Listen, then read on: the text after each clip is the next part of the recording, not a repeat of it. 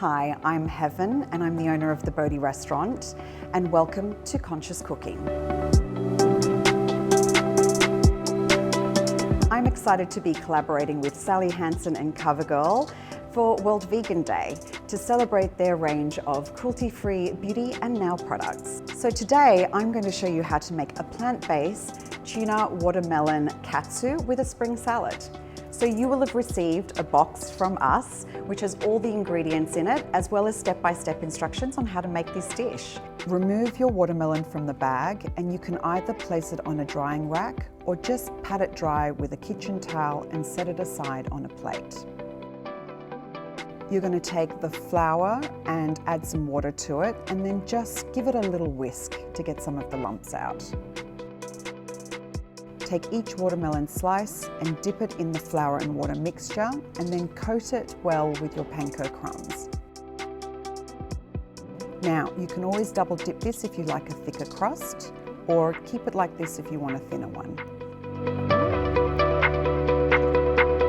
Take some vegetable oil and place it in a pan over medium heat.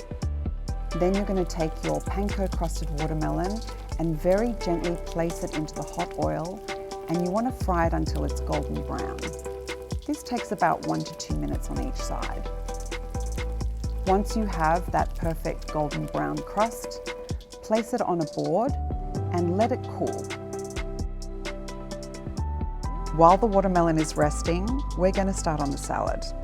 We're going to cut some radish and avocado, and then you're going to arrange your salad greens on a plate and layer the avocado and radish over the top. Sprinkle some pistachio and then just drizzle some of the dressing.